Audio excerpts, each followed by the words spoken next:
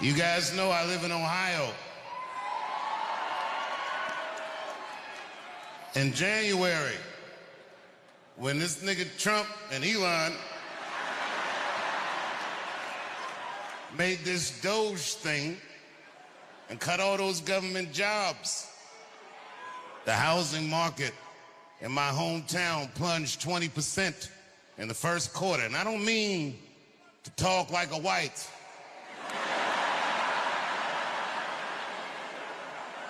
But boy, they did that, didn't they? And then when this nigga deployed the National Guard in my hometown and took the police department from the mayor, oh, DC niggas, we don't like that. But then my governor in Ohio sent our National Guard to police my hometown. And I called these niggas and said, I'm pulling up.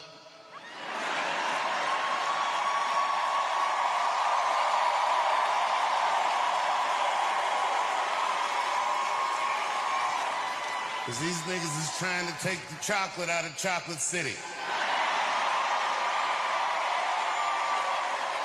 I said, I gotta go home while it's still a city I remember. And then I went on Instagram and saw all the protests in D.C. and it was a bunch of white people like, not on our streets. I said, oh no, it's too late.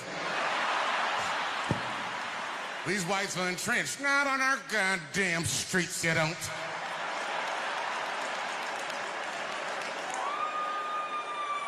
This nigga Trump was talking like he goes out to dinner. It's not like that. Yep. And I gotta tell you the truth. This is not the only city this is happening in. It's happening in California. It's happening in Oregon. It's happening in Illinois. And it's happening in Memphis. And niggas in Memphis, they might need it.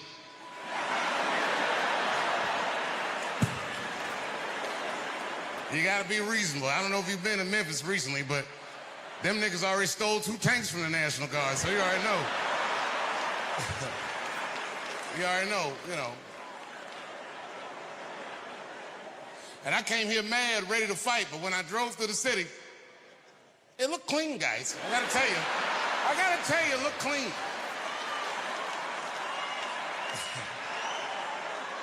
A lot better than the last time I was here.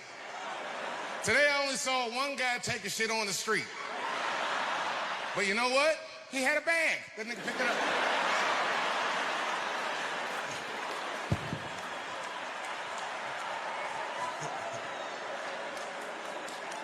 I was waiting for somebody to do something about the homeless. You know what's fucked up about D.C.? We the nation's capital, and nobody even gives a fuck about the homeless. I'm gonna tell you the truth. I feel like I'm the only one that does. Now, y'all don't know this, but quietly, for the last 2 years, I have been secretly working with Washington's homeless, and I have spent $2 million already on my homeless project.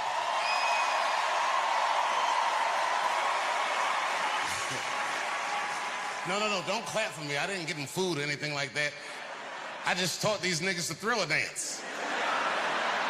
And you got a big treat coming up on Halloween, you'll see.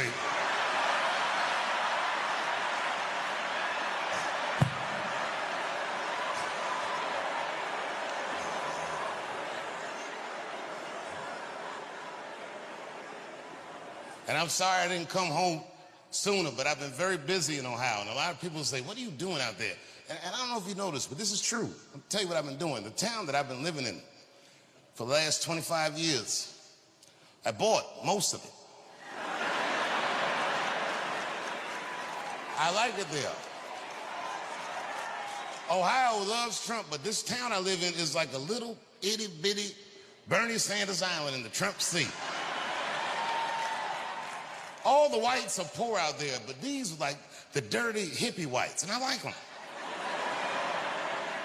I like these whites. And they like me too. But you know what I learned about liberal white people? Liberal white people let black people do whatever the fuck they want until you buy most of their town. Oh, they frowned on that. And whites got real suspicious. But you know what? I don't blame them. Because, no, for real, because look, if I was white and the people in this town were black, you know what they'd say? They would say I was gentrifying the town. But there's no word for what I'm doing to these people. I own everything, nigga, everything.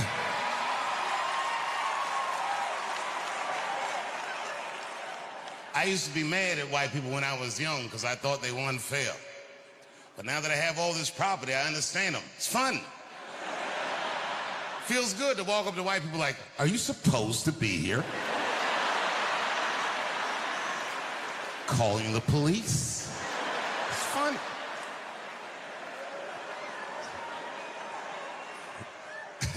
I own so much property in this town, and this is true. These white people think I'm responsible for their well-being.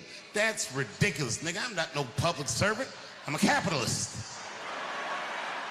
I be walking down the street minding my own business, and they come up to me with their concerns. Dave, congratulations on buying the whole goddamn town. But you need to start thinking about some affordable housing around here. And I'll be like, well, actually, champ, I can afford my house. That sounds like some shit you need to worry about. Because if I think about it, I can afford your house too.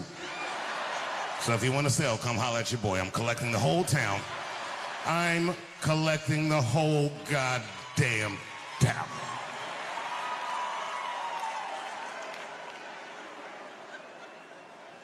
You know, I don't know where these poor whites got the money. But not long ago, these motherfuckers built a brand new fire station out of the blue. Where the fuck they get this money from? I was like, what the fuck is this? And then, you know what they did? This is some real racist shit. They tried to sell the old fire station at an auction when they knew I was gonna be out of town. It's fucked up. But it's far too late for that. I got that whole town rigged with snitches. Them niggas couldn't wait to tell me. They was running up, my lord, I have news, my lord. I was like, what's going on? It's just you say a firehouse. Nigga, I bought the firehouse. I turned that motherfucker into a comedy and music club. We be rocking in there. Clip's been there, we all be out there rocking. Every famous person I've ever met, I asked him to play that club. I seen Mick Jagger from the Rolling Stones at a party. I said, yo, Mick. I said, Mick, you gotta come to Ohio and play my club. And he was into it. He was like, all right. He said, all right. I like playing clubs. He said, but tell me about the town. I said, well, what do you want to know? And that nigga looked at me like you know, Mick Jagger look. He said, are there girls there? I lied right in his face. I was like, yeah.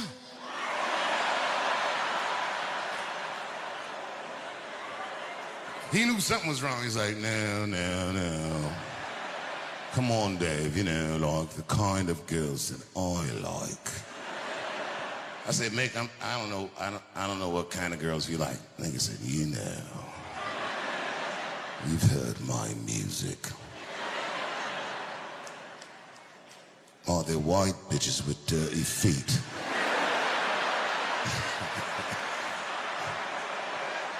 I said, Mick, you are going to love this place. Mick, these bitches will put a ring around a public pool. Dirty hippie pussy, that's what I'm dealing with.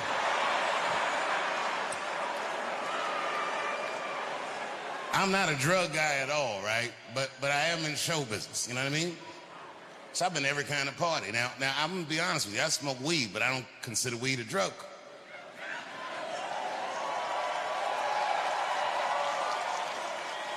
But you know how show business is. I've been to cocaine parties, I've been to weed parties, I've been to all the parties, and I'm just telling you the truth, what I've seen. Coke bitches are way prettier than weed bitches are. I be looking at weed bitches like, damn, bitches, you sleep in those clothes? The fuck's going on with you? No energy in their face. They don't wear their bra all the time so the titties be sagging. Get your dick out of my face, man. That's how white girl sounds. Not gonna suck your cock, man. The mouth is dry as a bone. You ever get some weed head? Feels gross, doesn't it? Feels like a cat sucking your dick. Like, what kind of... How do you not have any moisture in your mouth? Bitch, go wet your whistle and try again, would you? Drink some water. Yuck. Yuck. Fuck, I need an alibi. I can't be no celebrity. This shit is just the worst. I'm seeing it. I see why stars are crazy, man. These motherfuckers. I went to Disney World with my kids, which is a big deal for me. I don't get to see my kids so much. I do Chappelle show 20 hours a day, sleep for like half an hour, raise my kids for 10, 20 minutes, and I go back to work. Now, this particular day, I got to hook up with the kids. We went to Disney World. Everybody at the park, fucking everybody. Hey, hey! Rick James, bitch. Hey, I'm Rick James, bitch. It's like, hey, man, hey. You mind not calling me a bitch in front of my kids? Time out, motherfucker. We take a day off. Even Mickey Mouse did it. I said, this is the most unprofessional shit I have ever seen in my life. Rick James, bitch. Oh, I was fed up. I caught that motherfucker with an uppercut. Bop! Knocked his head clean off. Everybody was screaming. Oh my God, oh my God! Mickey Mouse is Mexican. But everybody's getting along. I see that shit. I see it all around. Blacks and whites don't fight so much. You know who don't have no beef with anybody is Asian people. I see how y'all be doing. Y'all just lay in the cut. Only people Asian people beef with is other Asian people. Like if you call a Korean guy Chinese, I've done this. They will flip out, hey! What make you think I'm Chinese? I am Korean. I look Chinese. Yes, motherfucker, you do look Chinese. That's why I said it. It's an accident. Nigga, to the untrained eye, you all look Chinese to me. It's a mistake. I'm not trying to offend you. Some people say all black people look alike. We don't get bent out of shape. We normally just call those people police, okay? Just learn to live with it. I am not saying that to say that trans women aren't women. I am just saying that those pussies that they got, you know what I mean? I'm not saying it's not pussy, but that's like beyond pussy or impossible pussy. You know what I mean? It tastes like pussy, but that's not quite what it is it? It's not blood, that's beet juice.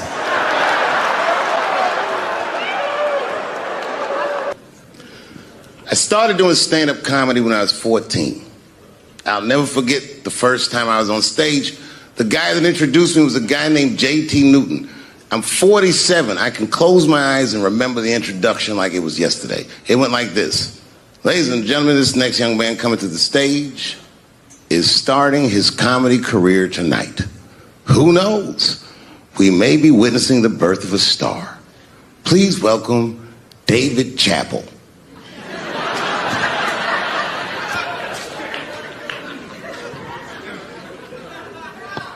From the first time that I ever held a microphone, I was sure this was it. I knew I was home. I knew I had found my thing. And my God, man, I was a child. I got good. Matter of fact, I was good from the moment I started. And I'm not saying this to be a braggart. I'm telling you the truth. These old niggas was in awe of me. How is this little boy so poised? They used to say. I was. I mean, you know, I got better, but it started out good. About a year into it, when I was 15 years old, I had written a joke during the AIDS epidemic about having a Goodyear condom. Something I don't even remember the joke. Something about an industrial strength condom by Goodyear. I just remember all the comedians really liked that joke. And there was an older comedian. And he came to me one night after the show, after he saw the joke, and he said, listen, I got an audition at another comedy club, and I was wondering, do you mind if I do that joke? I just want to borrow it. Now, I'm a kid. I don't know any better. I'm like, borrow it? Well, I guess, sure, if it'll help your career. I let him do the joke. And then weeks later, I was waiting to go on in a comedy club, and he went on before me, and he did the joke. And after the show, I pulled him aside and I said, hey, man, I don't mind you borrowing my jokes, but you gotta give them back. He said, oh, I forgot to ask you. He goes, let me buy that joke from you for $50. And I said, man, I'd do it, but I'm just starting out. I need all the material I can get. The idea being that the more material I can accumulate, the faster I'll be able to make money for my work.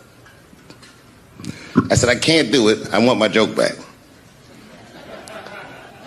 I'll never forget this. Remember, I was a 15-year-old child.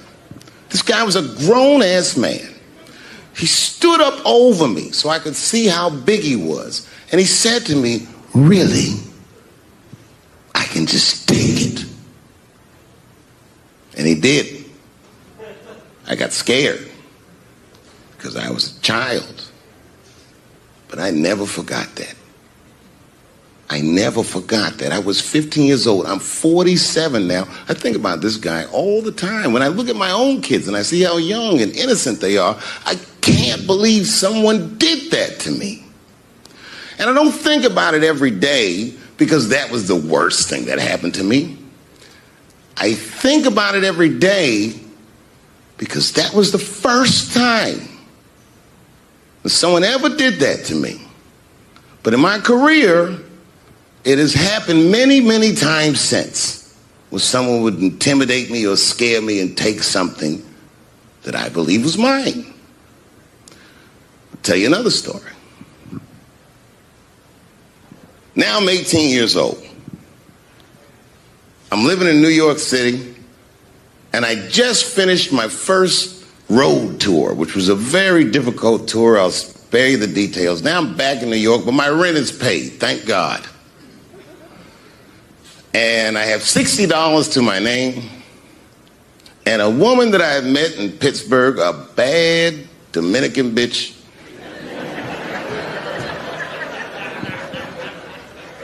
was coming to New York. She was gonna spend the weekend with me. I couldn't wait for her to get there. She was coming that evening. But remember, I only had $60 for a whole weekend to entertain a bad bitch. Now I'm walking through Greenwich Village, and I see something I've never seen before. 3-card Monte. You know what that is? Yeah, the guy had the whole thing. The table was set up, and he had the 3 cards, and the crowd was hooting and hollering, and he was like, find the red card, find the red card, and people were playing. Sometimes they win, sometimes they lose, but it was really exciting, and I'm standing there watching it, and I noticed while I'm watching them play this game that the red card, the one you're trying to find, had just a little bend on the corner. And I'm watching it, and I'm like, yo, this guy doesn't seem to know that red card is bent. I'm gonna beat this motherfucker. And I walked up to the table and I said, let me play a hand. And I put my last $60 on that table, and he starts to shuffle and find the red card, find the red card. And I kept watching that bent card go around the table, make sure I kept my eyes on that bent card. And when he stopped shuffling and he said, find the red card, I pointed to it with confidence. Here it is right here. And he flipped it over, and it was black. And he took my money. I couldn't fucking believe that. How did this nigga do that? Was that magic or sorcery? I was confused. So you know what I did? I sat there and I watched him for a real long time play the game. And I realized that all those people who was doing all that hooting and hollering and betting, my God, they were his friends. They were in on the whole thing. I felt so wronged. I felt so stupid. And then the next sucker came up to the table and was about to put his money down. And I said, fuck that, man. Don't put your money there. All these niggas is in on it. It's a trick. And when I said that, the guy that was dealing, and this motherfucker was huge, snatched me up by my collar. Feel how strong he was when he grabbed me. I was a skinny little guy. And he was gonna maul me. The only reason he didn't, I'm sure, is because he saw the fear in my face. And that fear, he looked at me. I saw his eyes go from hard to soft. He softened. Then he looked at me like the way a father would look at a child. And he said to me, young man, don't ever come between a man and his meal. I never forgot that either. Most niggas would have to run the streets for years to learn a lesson that profound. It took me 2 seconds. Never get between somebody and their paper.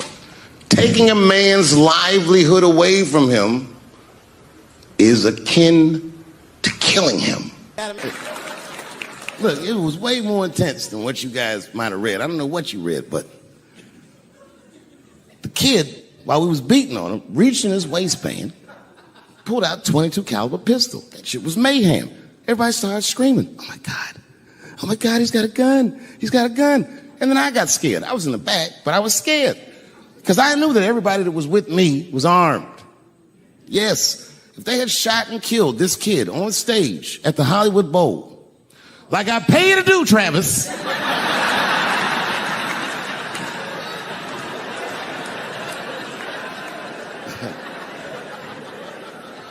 but Travis G'd up. Travis wrestled the gun out of the kid's hand, and then he took it like this and tried to chamber the round, and he couldn't. So he pulled the trigger, and it wasn't a gun. A knife blade popped out of the front. I guess this kid was gonna stab me. Some scary shit. So the next night, even though I didn't have a show, I said, I gotta get right back on stage. And I went and did a show. And someone in the audience screamed out, Dave, what happened with the attack? And I didn't know there was journalists in the room. All I said was that this nigga had a knife that identified as a gun.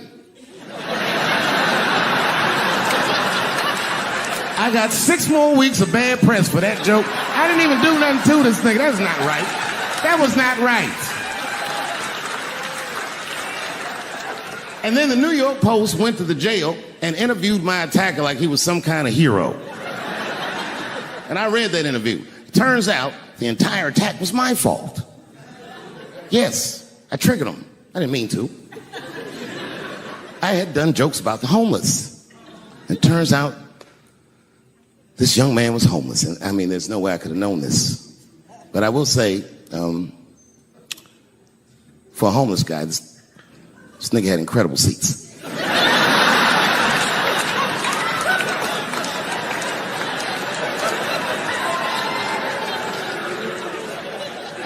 Oh, and they said I triggered him because I had done LBGTQ jokes, and it turns out this fella was a bee.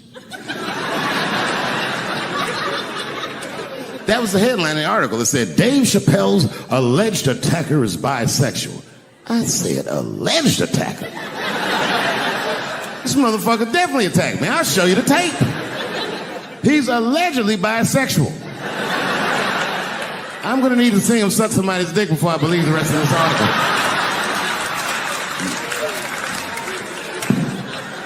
I read that shit in the paper. I was horrified. I was like, oh, bisexual? I could have been.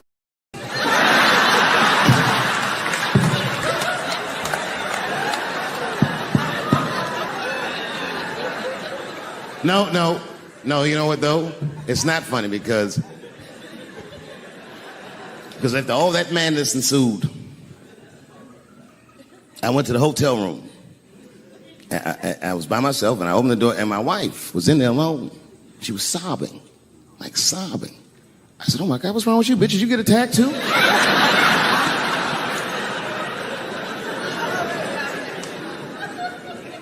And she's crying. She said, oh my God, David. She said, if you had died tonight, me and the kids would have nothing.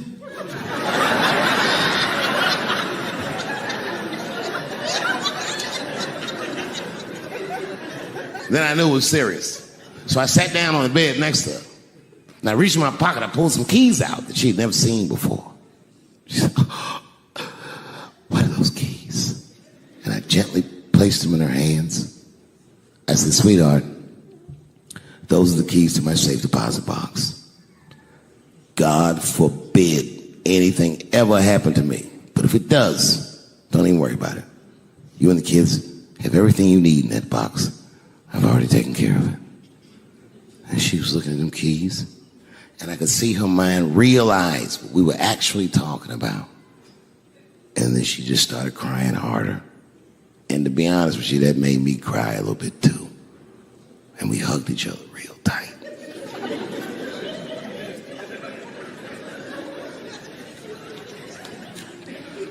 Do you know this bitch looked in the box while I'm alive and well?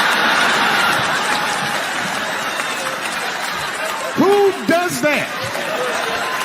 Oh my God. And then she was mad at me. She said, God damn it, David, I opened that box. I said, you did? She said, yes, I did. And there was nothing in there.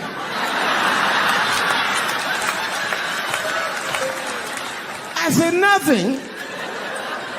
Oh. She said, nothing except your stupid joke book. I said, whoosh. I said, well, sweetie, look.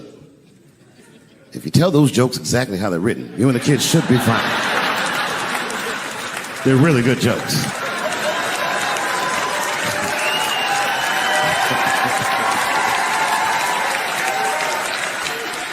She's like, good jokes? What is this shit? Come join me in my watery grave. No, you gotta roll your throat.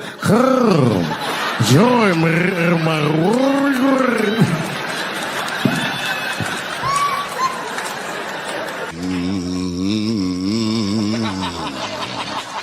You know, that's just my grandmother used to sing that when she cleaning up. That's a Negro spiritual. Black work song. Not everybody know about that. I know. See, white people, you guys might whistle when you work. You dig? But that's how you can tell what kind of work we're actually doing.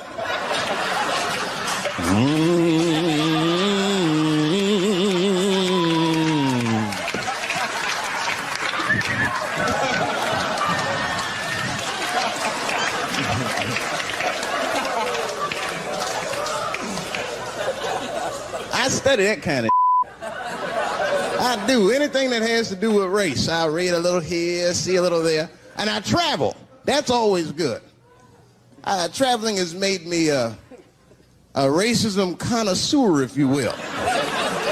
You know, it's different from region to region. Anyone ever been down south? So you guys know what I'm talking about. And the racism down there is just, it's perfect.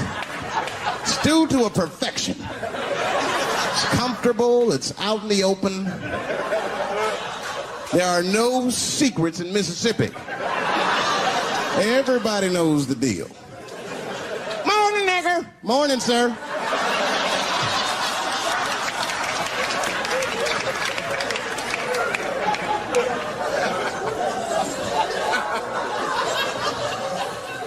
Not up here. You hit the big cities, man. It's different. It's always a secret. And we should do like them. We should keep our shit out in the open, then a little. I mean, with limits. You don't want to say whatever comes to your mind. That might be a little much. White dude be walking down the street minding his business, and the brother walk up to him, hello, you white oppressor, you slave master rapist of Africa. Why, hello, my big lip spear chucking friend. Touche, honky. So, Whitey, what did you do today, huh? Oppress a new land and make the people there Christians against their will?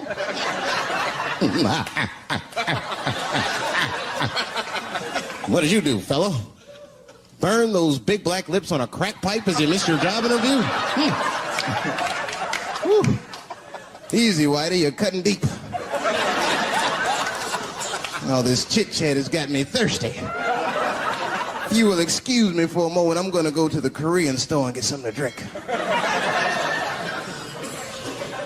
Chilling. Hello. You slanted-eyed, ruining the economy in our neighborhood by opening stores and taking the money out the community. Chink. Wow. Good afternoon, you browse around but never buy anything. Suspicious looking nigga. After a while, that might be too much.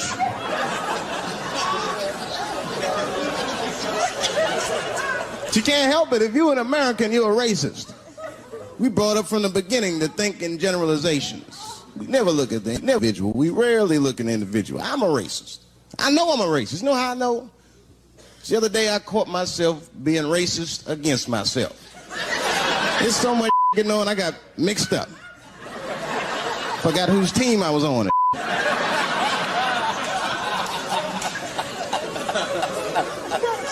One time I was reading the paper, man, this story came on about this guy was suing a department store because they wouldn't let him play Santa Claus, you know, because he's black. And I was actually like relieved when the department store beat him. That's bad. But I wasn't ready for that. I wasn't ready for the idea of a black Santa Claus, man. That would suck. So we wouldn't get our presents till the 28th, 29th. Sorry I'm late, kids. Santa got caught up with some in Vegas. I had to sell some toys to get back, shit. Where them cookies at? I heard that when Martin Luther King stood on the steps of the Lincoln Memorial and said he had a dream, he was speaking into a PA system that Bill Cosby paid for. Do you understand what I'm saying? The point is this. He rapes, but he saves. And he saves more than he rapes, but he probably does rape. Thank you very much. Good night. I know it's fucked up, but I tell you the truth. You know, everything's funny. Everything's funny till it happens to you. 3 months, a mere 3 months after that terrible attack that Chris Rock endured, I was on stage at the Hollywood Bowl, and a lunatic jumped out of the crowd and attacked me. Now, I gotta tell you, if it happens to you, you don't even know what the fuck is happening. It was like slow motion. I just looked over. I don't know this nigga. And I was looking, I said, oh my God, I'm being attacked. And this motherfucker was ragged. He jumped at me. He was like, ah! I'm old, but I'm fast. I caught this motherfucker's head with my hand and pulled his hoodie over his eyes. I can still feel his head in my hand. It was spongy. He had been growing dreadlocks. Not the beautiful dreads that Rastafarians grow. These were accidental LA homeless dreads. This shit had leaves and sticks and bottle caps and shit in it. Some kind of grease. I was like, ugh, like this. And then I fell down. And he knocked me all the way on the ground. And I was like, man, this is a bad situation. I don't know if I'm gonna die or what's gonna happen. But in that moment of vulnerability, you know what occurred to me that had never occurred to me before in my life? In that moment, it occurred to me that bodyguards should not wear dress shoes to work, Travis. This nigga Travis came out slipping and sliding on some kind of beautiful loafer and fell flat on his back. I said, oh my God. Now both of us are down. I gotta handle this shit myself. So I popped right back, boom, and then the kid that knocked me down, he popped up, boom, and we looked at each other and realized, at the same time, I was bigger than him.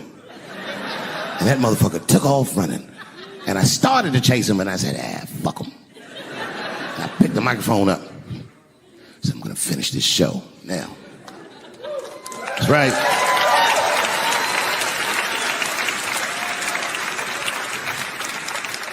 For 3 months before that, I'd been making fun of Chris Rock. And people would ask me all the time.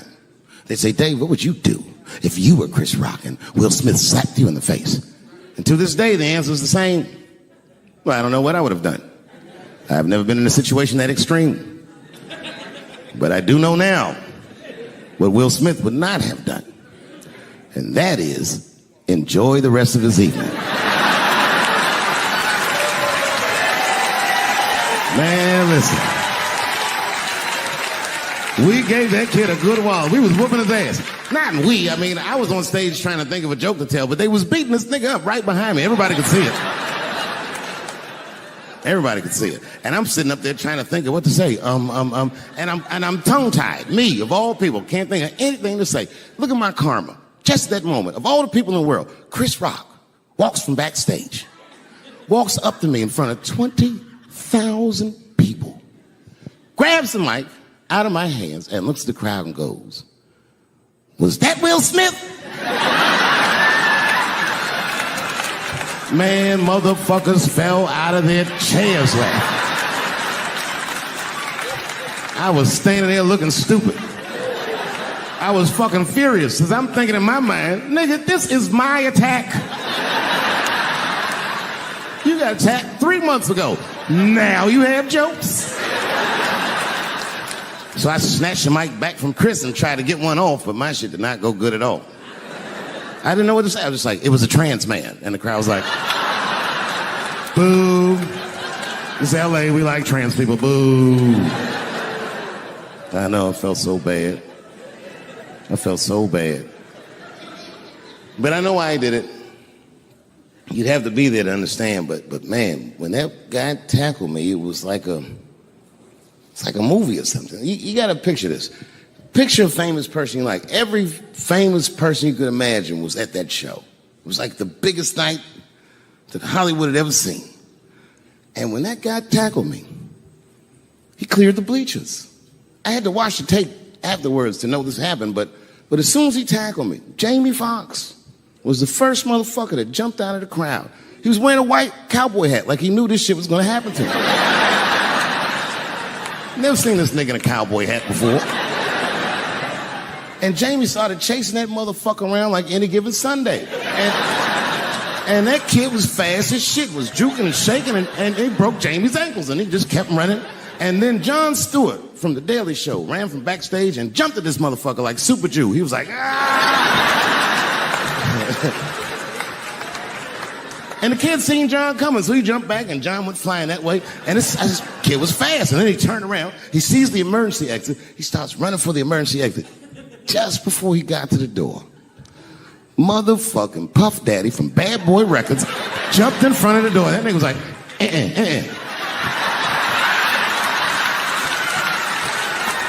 Boy, Puffy got that motherfucker. And then every celebrity just ran out because every celebrity saw themselves in me, and they just started beating the fuck out of that kid. And I know Chris was backstage looking like, nobody helped me.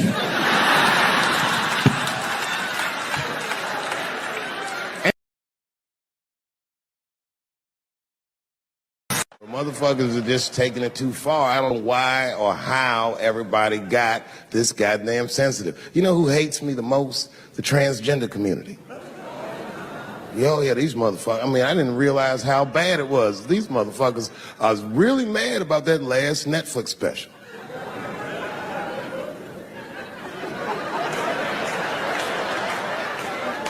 It's tough, man. I don't know what to do about it because I like them. I always have. Never had a problem with them. You know, just fucking around. As a matter of fact, I think I make fun of everybody, and I mean, as a group of people, they have to admit, it's kind of fucking hilarious, man. I'm sorry, bro. It's like, I've never seen somebody in such a hilarious predicament not have a sense of humor about it. They're born feeling like there's something other than they're born as, and that's kind of funny, you know? Like, I mean, it's funny if it's not happening to you. It's like that white black bitch that's in the news all the time. Rachel Dolezal. She's a white woman, but then she dressed up like a nigga and shot her way up to the very top of blackness. And I always wanted to meet her just so I could understand. I just wanted to like have dinner with her so I could just look in her eyes and call her a nigger to her face. The fuck is that bitch talking about? I identify black. That is trans talk, lady. Stop biting. Stop biting. It's a big difference between her and a trans. The difference between her and a trans is I believe transgenders. I don't understand them either, but I know they mean what they say. Them niggas cut their dicks off. That's all the proof I need. I've never seen somebody just throw their dick away. Don't need it.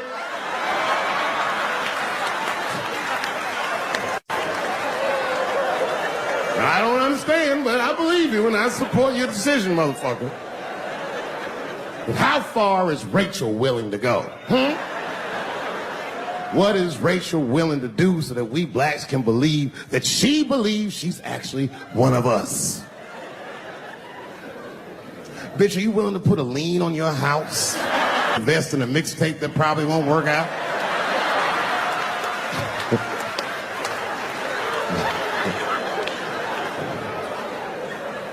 She didn't even change her name. Didn't even change her name. Her name is Rachel. I can't believe in that name. If you want my support, you're gonna have to change your name to the blackest shit I've ever heard. Bitch, you're gonna have to change your name to Draymond Green. I don't know a blacker name than that. That shit is black on paper. If you type Draymond Green into Airbnb, that shit will log off automatically.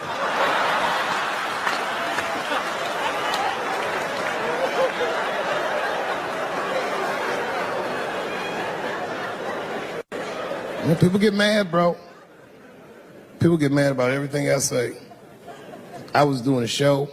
I was in Portland, Oregon. And I was checked in a hotel under the name Charles Edward Cheese.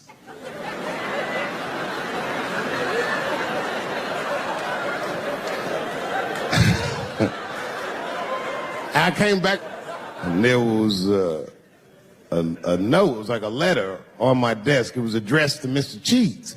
So obviously I'm going to assume that whoever wrote this letter must be an intimate friend of mine. This is not some kind of name that a person would just guess. But then I opened the letter and it turns out I don't know this person at all. It's a fan letter. You know, I'm not even used to the idea that I have fans, but I'm grateful for it. And even though I'm grateful for fans, I don't read those letters. It'd be nice if I did, but realistically, it's like, what am I, Santa Claus, nigga? I don't have time for this. Like, got shit I want to do. I'm trying to chill. Read all these dreams and wishes from strangers. But I read it. I'd already opened it. So I just read the whole letter. And you know what, man?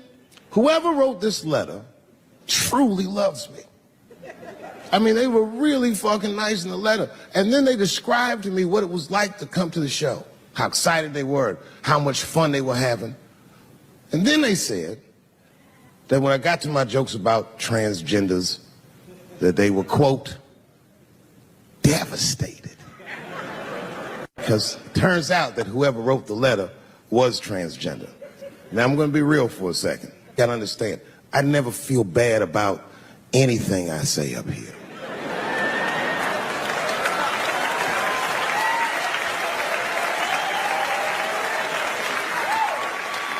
And I would never admit this to you if I hadn't locked your phones up. But it was the weirdest thing. Like, when I read this letter, this shit made me feel bad. I didn't feel bad about what I said, you understand? I felt bad that I made somebody else feel bad. To be honest, I don't even know what I said that upset that person. I have so many transgender jokes.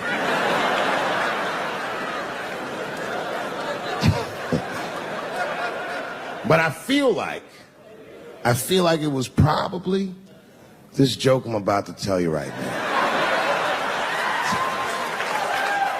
And it's not even that bad of a joke. It's a true joke. I mean, it's not true, but I had read in the paper that Caitlyn Jenner was contemplating posing nude in an upcoming issue of Sports Illustrated. And I know it's not politically correct to say these things, so I just figured, fuck it, I'll say it for everybody else. Yuck. Oh, sometimes I just want to read some stats. I don't know why you're gonna cram some man pussy in the middle of the sports page like this. I just didn't think that was the place for it. But I wasn't saying anything like Caitlyn Jenner's a bad person. I'm not mad at her for doing it. I'm not even mad at Sports Illustrated. If I'm mad at somebody, I'm probably just mad at myself. You understand? Because deep down, I know that I am not strong enough to not look at those pictures.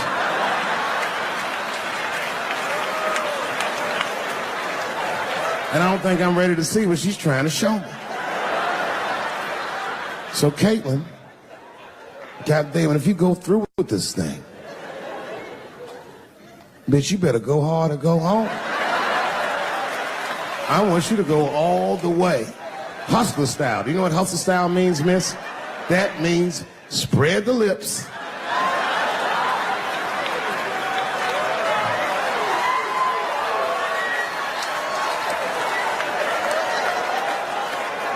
I hope she spreads her lips and there's an itty bitty dick inside. Ah!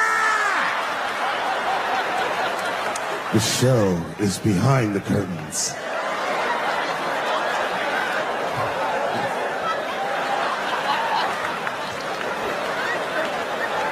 I don't know what I said that upset that person. But I'm gonna tell you something. When I read that letter, and the moments after I read it, I did something that many black men in America do not have the time or the money to do. I thought about how I felt.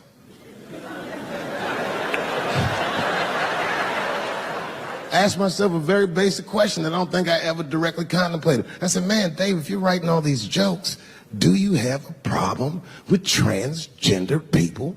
And the answer is absolutely not.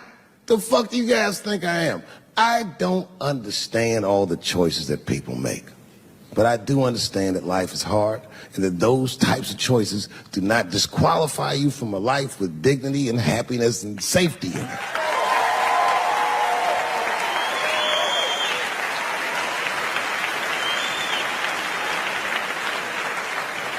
But if I'm honest,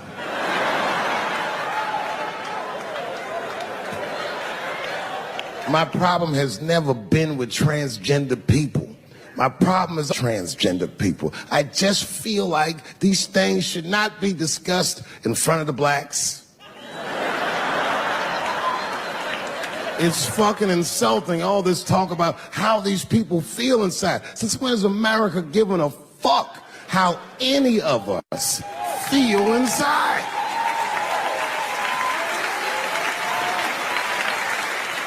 And I cannot shake this awful suspicion that the only reason everybody is talking about transgenders is because white men want to do it. That's right. I just said that. If it was just women that felt that way, or black dudes and Mexican dudes being like, hey, y'all, we feel like girls inside, they'd be like, shut up, nigger. No one asked you how you felt.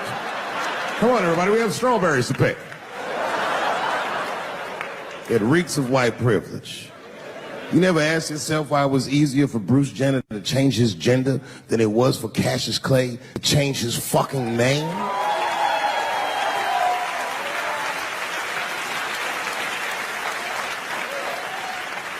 And if I were to be brutally honest, the only reason I ever been mad at the transgender community is because I was at these niggas for 6 songs straight.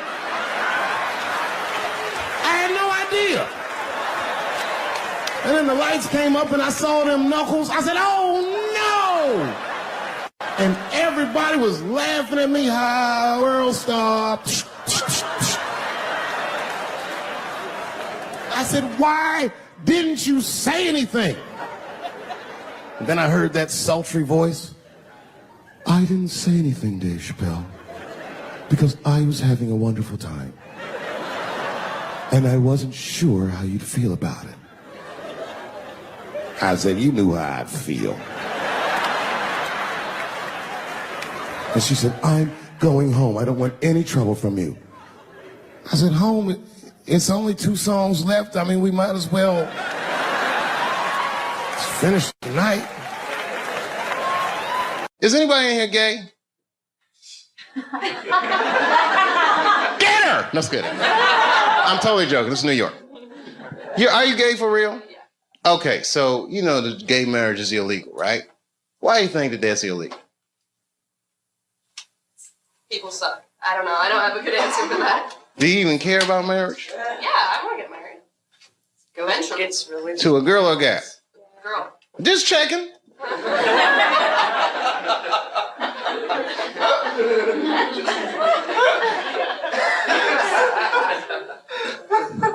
Why do you think it's illegal? People are scared of change. Do you think so? Morality. Who said morality? Do you think so?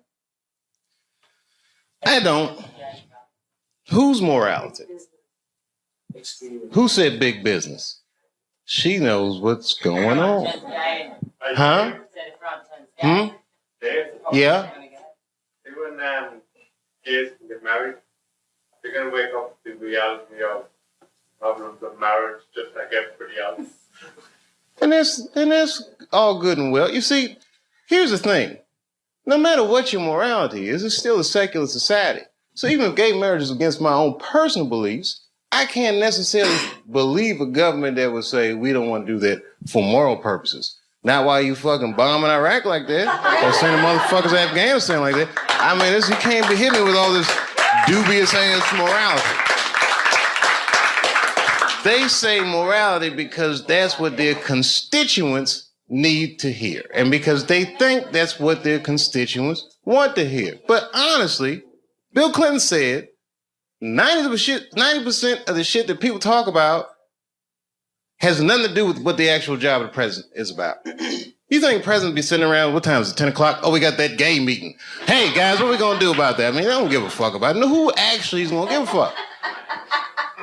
Big business. And I have a whole belief system out there that you just don't want to know about.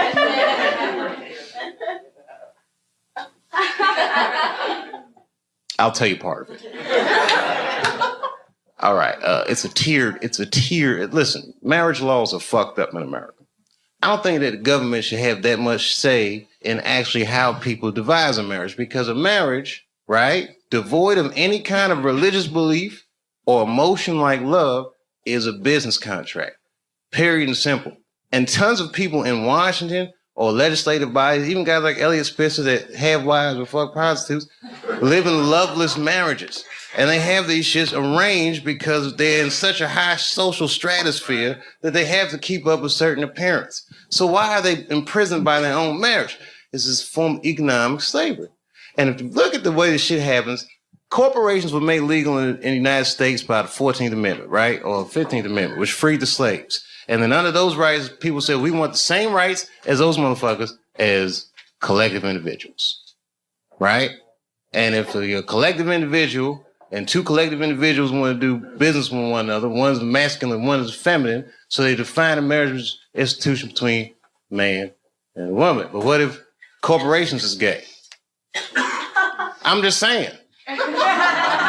What if Aunt Jemima doesn't want to be with Uncle Ben? What if Aunt Jemima wants to do business with Sarah Lee? Well, wait a minute.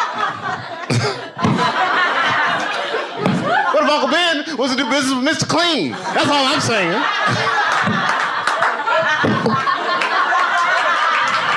Guys, wait a minute. That's a little gay.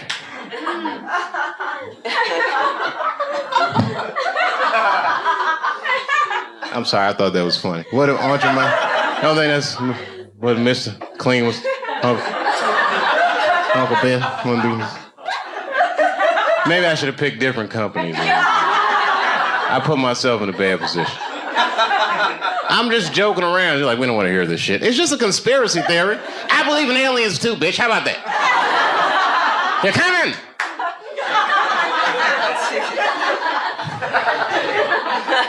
Gay aliens, they're here.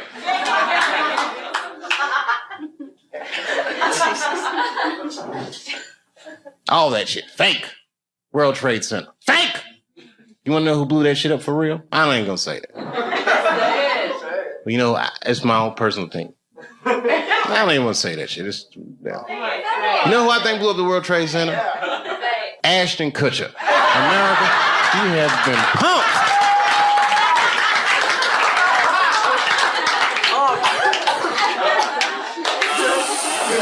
Fake.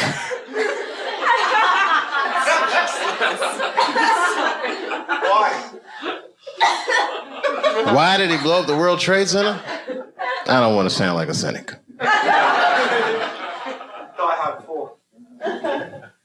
Shit was crazy. I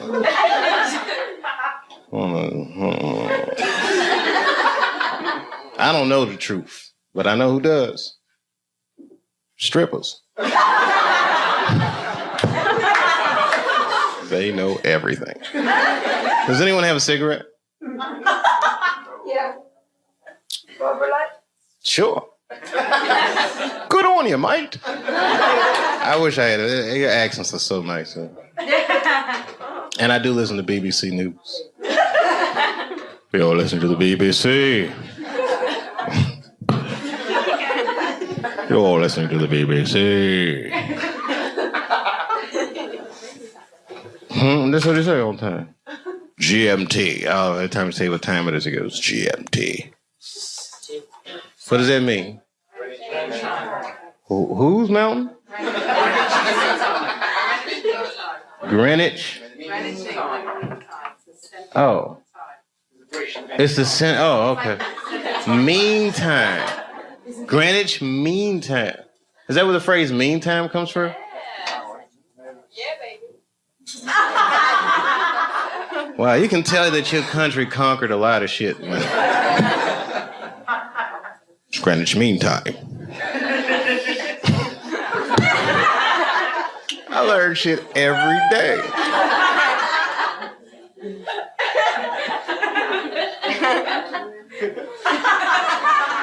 It's Greenwich Mean Time. Have you ever heard that before? Yeah, bro, you ever heard that before? Yeah, I've heard it. Oh, you're from Ireland, though. Like, hang on down the middle of London, very much.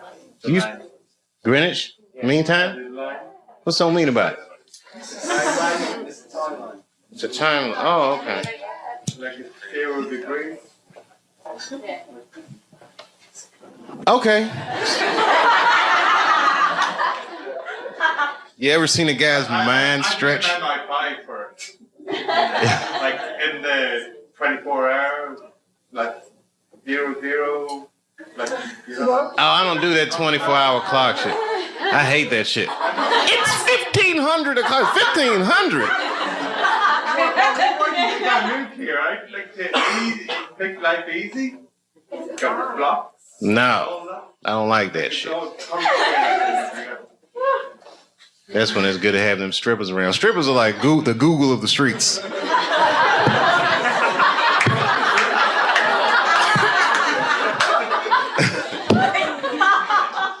Never seen somebody answer so many questions without a crystal ball.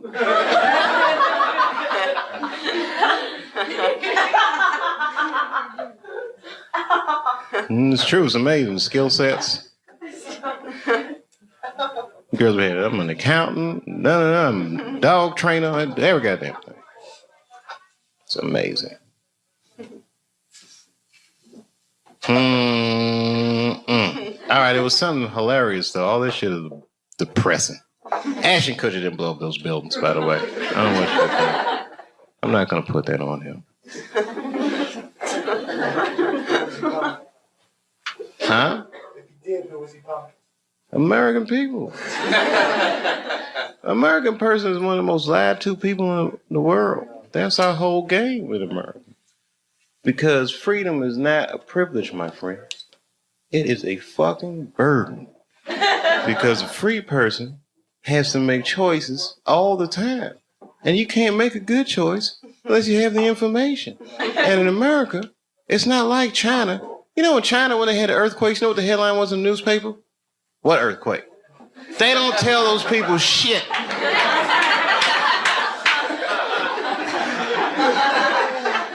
In America, they'll tell you every goddamn thing. And then they don't prioritize the information. You gotta figure all that shit out for yourself. That's right. The war will be breaking out, and you'll be like, did Michael Jackson fuck them kids?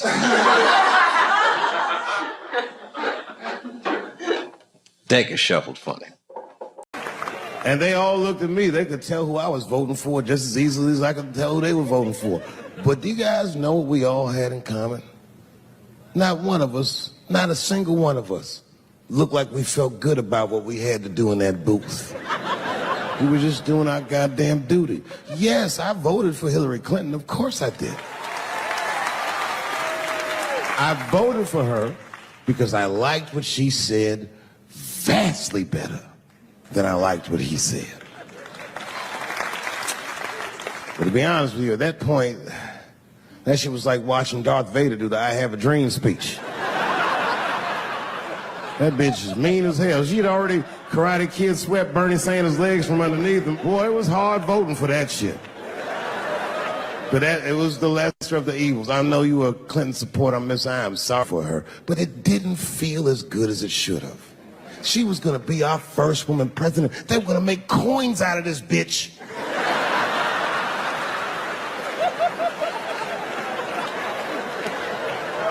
And somehow she just missed the dunk. Of course she should have beat him. Of course she should have beat him. You know what voting for her felt like? It was bittersweet. It felt like I was lucky enough to eat Halle Berry's pussy. And whilst I was doing so, she fucking farted in my face, man.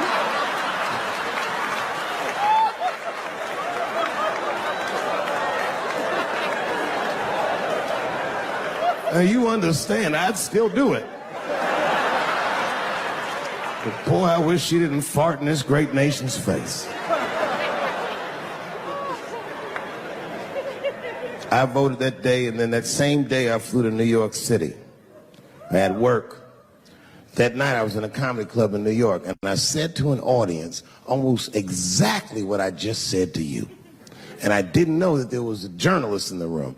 And this journalist wrote an article. The headline of the article said, Dave Chappelle is an avid. Yeah, I had no idea the paper said that. And you know how I found out? My wife called me from Ohio the next morning in a goddamn panic. David, what the fuck is going on in New York? I said, I'm being good, but what have you heard?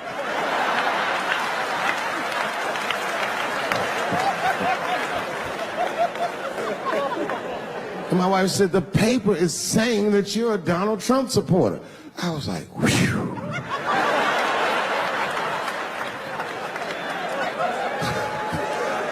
I said, don't worry about that shit, baby. Nobody in their right mind would believe that. And she said, no, David, people believe it. And then she started reading the comments to me. Oh, they were terrible. All these black people call me all kinds of Uncle Toms and shit. I should tell you, buddy, this is a very serious allegation from one black to another. I was incensed. Uncle Tom? How am I Uncle Tom, nigga? You the one that reads the Observer? Anyway, all this shit goes down around, and now Trump is the president, and I'm hosting Saturday Night Live.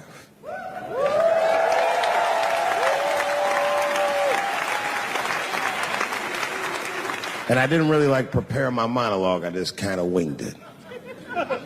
And at the end of the monologue, I don't even remember what I said. I said something like, fuck it, we're historically disenfranchised, and we're gonna give him something about we're gonna give him a chance if he gives us a chance. I don't know what I said, but whatever I said, I really wish I didn't say that shit. It was not worth the trouble. Now I walk into the barbershop and all them black people just be looking at me like, yo, Dave, what's up with your boy? Yo, nigga, yo! Not my boy. Because I don't care if you're a Republican or Democrat, if you support him or not, any objective person is going to have to admit that this motherfucker is having a terrible go of it. It really is. We've had presidents before that have done bad jobs, but this shit is worse than a bad job. It's scary to watch. Holy shit, it's like seeing a crack pipe in your Uber driver's passengers. The fuck is wrong with this guy? Yo, he is lunching, nigga. I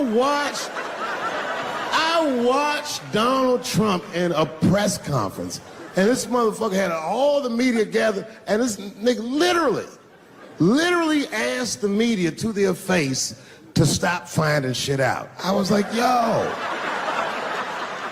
this motherfucker is bugging.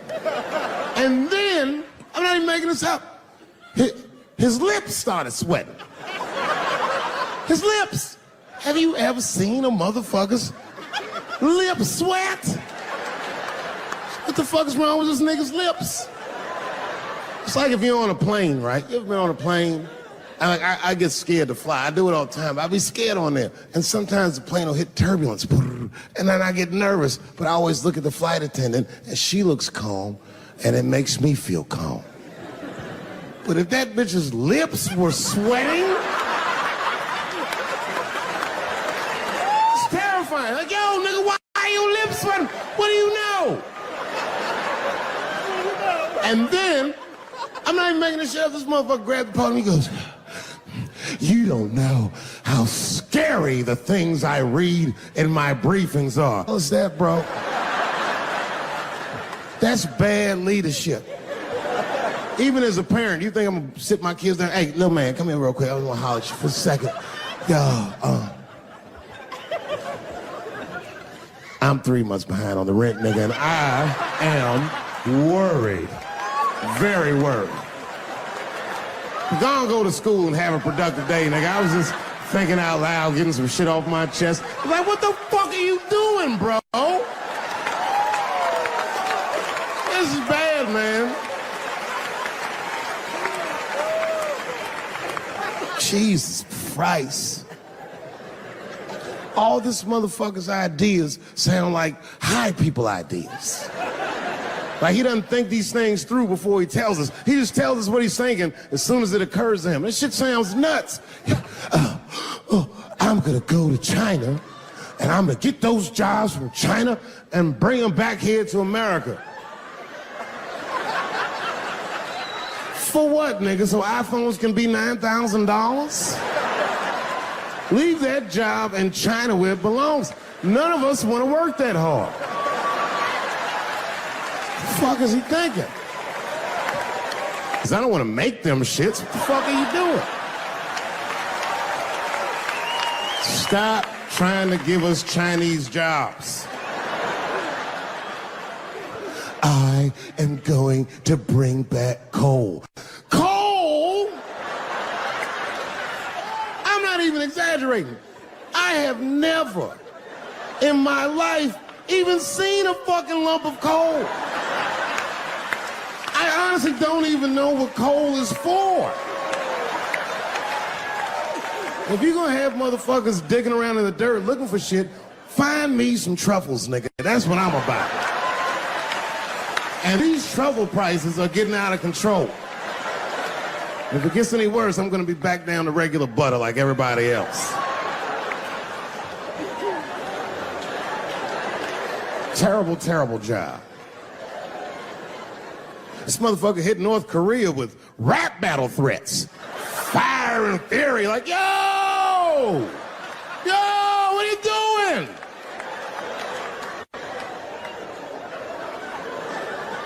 It's fucking Korea, man. Kim Jong-un is a scary motherfucker. He might be as crazy as Trump. Some scary shit. And if you one of them naive motherfuckers that thinks that a war with Korea is going to be easy, then you don't play Call of Duty at 3 a.m. like I do. Because that's when the Koreans play. Fucking 8-year-old Korean kid took out my whole goddamn platoon last night.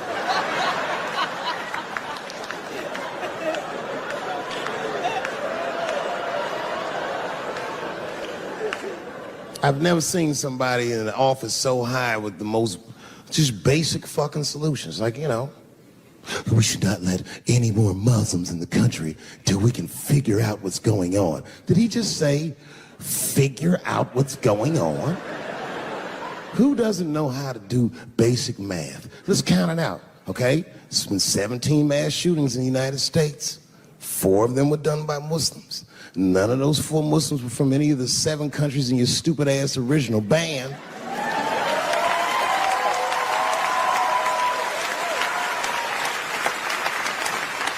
And since he brought it up, the other 13 shootings were done by the Tiki Torch Whites. These are facts. And you don't see me trying to ban white people from the show to keep. It's a fucking terrible idea because it's mean and it's racist. And most importantly, it would be catastrophic to my bottom line.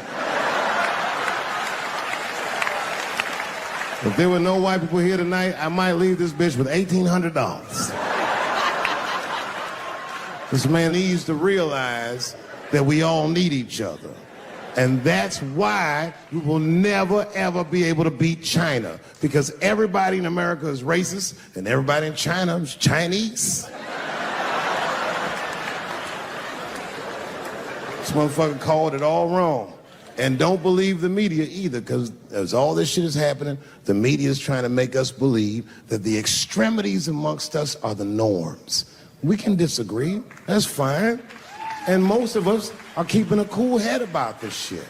You know what I mean? Americans generally respect one another's beliefs, even if they don't share those beliefs. I know I do.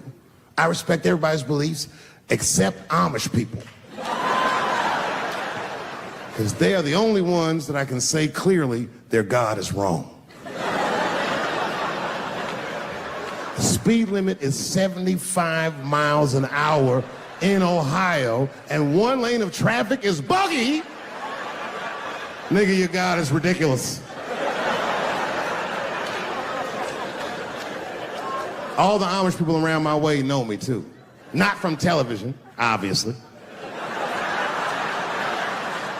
They know me from the streets. Because when I see them horse and buggies, I'll pull the Porsche over and talk to them. Ezekiel, are you sure that God doesn't want you to have any of this technology or this energy? Huh? Huh? I can't hear you, nigga. Let me turn this air conditioner off. What did you say? And them niggas be like, get away from me, ye. Ye tried to tempt me like the devil. Devil? Nah, bro, I'm trying to put you on to the game, Zeke. It's a big world out here, nigga. I just went 25 miles in 30 minutes. That's a day's journey for you. You don't even know what the weather's gonna be tomorrow, do you? I do. You don't even know that there's a valuable Pokemon right on you. I drive away. Huh? Oh, my vape pen? You want to hit my vape pen? Oh, sorry, nigga. I'm trying not to get herpes. My bad. I've been playing cat and mouse with herpes for 30 years now, but every night I go to the club, I'll be like, not tonight, herpes.